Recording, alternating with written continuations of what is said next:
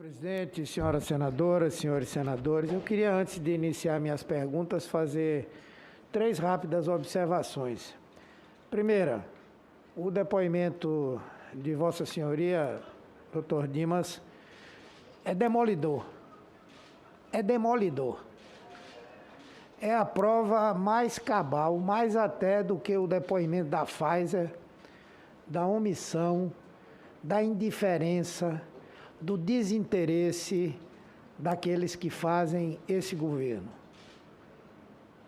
Queria registrar isso em primeiro lugar. Segundo, feliz o país que pudesse ter um governador e um presidente da República dando murro na mesa para conseguir vacina. Essa competição para aparecer politicamente, ela seria ótima para o Brasil. Não vamos criticar o governador de São Paulo por isso não, tenho muitas divergências com ele, essas divergências não vão deixar de existir, mas enquanto ele estava batendo na mesa querendo vacina, o de cá estava oferecendo cloroquina a uma ema. É uma diferença grande. E sabe por que isso está acontecendo no Brasil hoje? Nós temos muitas diferenças. Eu fui ministro da Saúde, o presidente Lula foi presidente, Dilma foi presidente, foram governadores à época tanto o ex-ministro Zé Serra quanto Alckmin. A relação que permeou na saúde, o Ministério da Saúde e o governo de São Paulo, sempre foram relações de colaboração, de construção. Nós da saúde somos chamados o Partido do SUS. O que está aqui em discussão não é direita, esquerda, centro, não. É quem defende a vida, o maior bem que o ser humano pode ter, e quem namora o tempo inteiro com a morte. É isso que está dividindo o Brasil hoje. Feitas essas observações, eu queria fazer algumas perguntas a Vossa Excelência. Primeiro, há uma coisa que Vossa Senhoria disse que é gravíssima. Houve uma oferta para que o Brasil tivesse, até dezembro, 60 milhões de doses da Coronavac. É verdade isso que Vossa Senhoria está dizendo, está comprovado e tal. Esses 60 milhões de doses foram produzidos pela China? No primeiro momento, iria vir uma parte pronta, mas seriam produzidas no Butantan. Ok, provavelmente, então, se elas foram produzidas lá, foram vendidas a outrem. Sim, foram destinados para outros países. Óbvio. Com certeza. Se nós fizermos aqui, a gente chama muito lá no Nordeste, uma conta de padaria, juntando o que nós deixamos de comprar pela Coronavac, com o que nós deixamos de comprar pela Pfizer, aproximadamente até meados do mês de maio, nós teríamos no Brasil algo em torno de 150 milhões de doses para a população. Estou errado, relator? Não é mais ou menos isso aí? A conta, quantas vidas teriam sido, não é, salvas, preservadas, com toda certeza.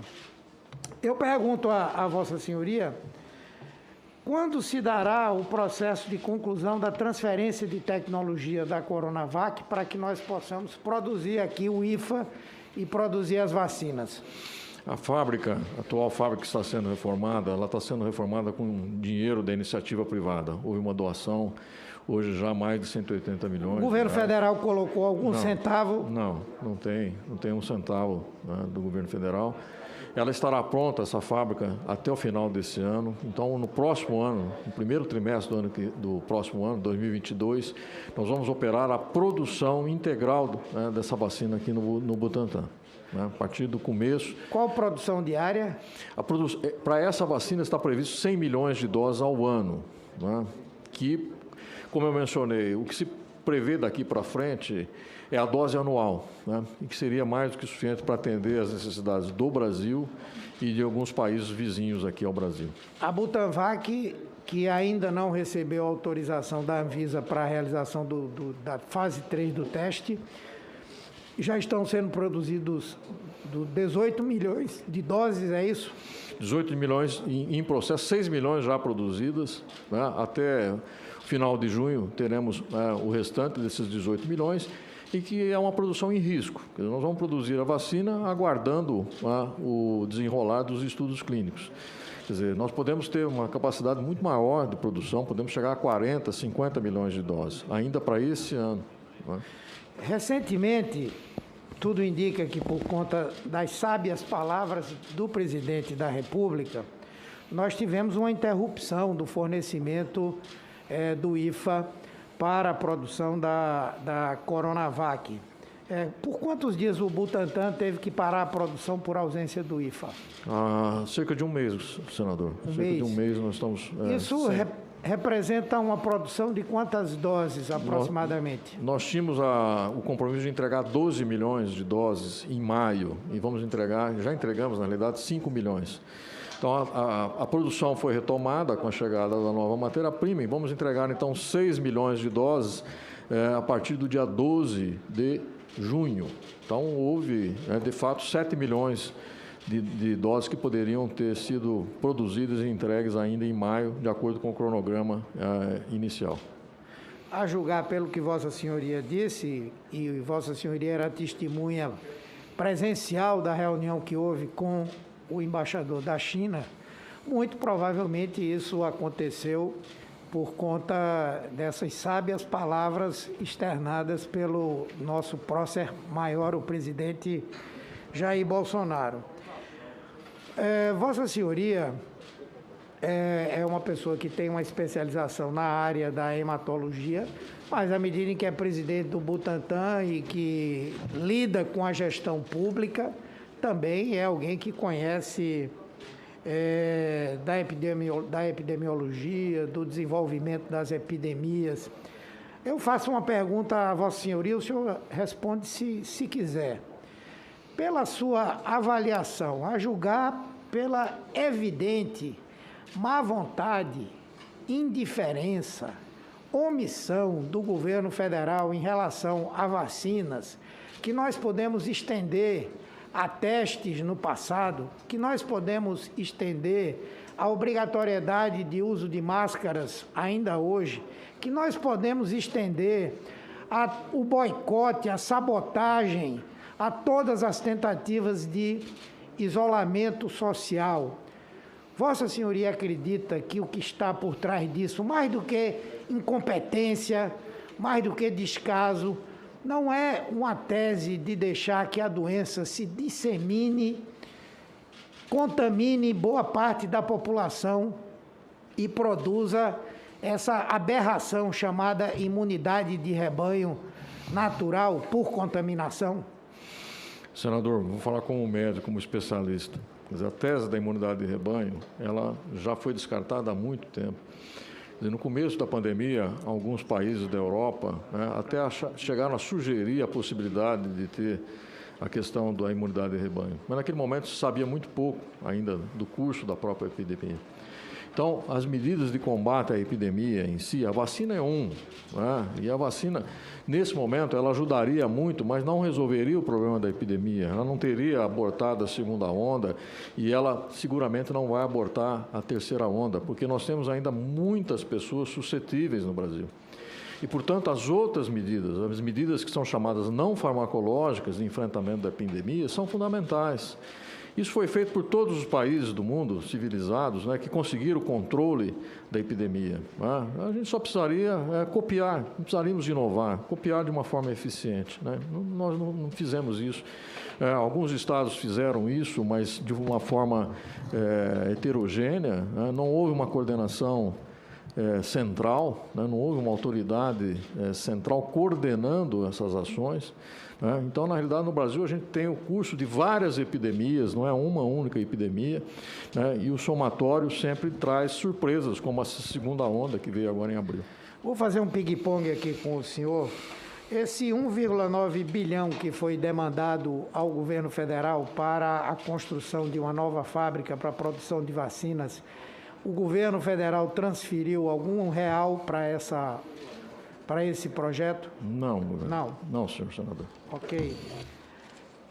Eu queria, daqui a pouco eu vou passar um videozinho também, porque a sessão coruja aqui é boa, mas eu queria dizer, veja, esse governo é altamente oportunista. O senhor sabe por que eles assinaram no dia 7 de janeiro o acordo para termos a Coronavac? Porque começou a pressão aqui no Brasil. Estavam vacinando na Inglaterra, estavam vacinando nos Estados Unidos, estavam vacinando no Chile, estavam vacinando na Argentina. Quando veio a pressão, aí eles se tornaram os paladinos da vacina. Está aqui. Os mesmos que diziam que vacina virava jacaré, protocolo de intenção para compra da vacina, dizendo que era vacina chinesa. Tem uma fala aqui que diz assim: naquele momento que houve aquele evento adverso, que ficou comprovado depois que não tinha nada a ver com a vacina, morte, invalidez, anomalia, é a vacina que o Dória queria obrigar os paulistanos a tomá-la. O presidente disse que a vacina jamais poderia ser uma obrigatória. Mais uma que Jair Bolsonaro ganha. Ganhou com a morte de uma pessoa, foi esse o sentido. É isso que esse governo faz. Agora, depois que a pressão começou, aí como é que fica o discurso, né? Como é que as coisas ficam? Está aqui o exemplo. Presidente Bolsonaro, governo Bolsonaro bancou a vacina do Butantan. Assista na íntegra no YouTube. Ministério entrega documentos para atestar que pagou a Coronavac. Vamos mais para frente aqui. Embaixada da China, o presidente da República, a Embaixada da China nos informou pela manhã que a exportação dos 5.400 litros de insumos para a vacina Coronavac aprovada já estão em vias de envio, chegando nos próximos dias. Assim também os insumos da vacina AstraZeneca que estão com liberação sendo acelerada. Quando a coisa começa a funcionar e o povo começa a cobrar, aí eles sobem na prancha e vão surfando. Agora vem gente aqui, como veio um aqui, teve uma discussão, o povo quer saber de vacina no braço. A vacina que eles se negaram a comprar várias vezes. As vacinas que eles negaram ao povo brasileiro. Essa que é a realidade dos fatos. E o presidente, além do mais, debocha da população brasileira. Existia onde comprar vacina. Podia comprar vacina ao Butantan, podia comprar vacina à Pfizer, poderia comprar vacina à Moderna. Vamos ver o vídeo que ele colocou aqui, onde é que se deveria comprar vacina, por favor. Tem idiota que te vê nas mídias sociais, na imprensa, né? Vai comprar vacina, só falando aqui na casa da tua mãe. Esse é o exemplo de presidente. Tem idiota que te vê nas mídias sociais, na imprensa, né? Vai comprar vacina, só falando aqui na casa da tua mãe. Esse é o exemplo de presidente da República que nós temos, é isso. Aí pergunte por que que tem 454.623 mortos no Brasil. É porque nós somos governados por esse ser humano. Obrigado, doutor Bruno, doutor Dimas, parabéns, viu?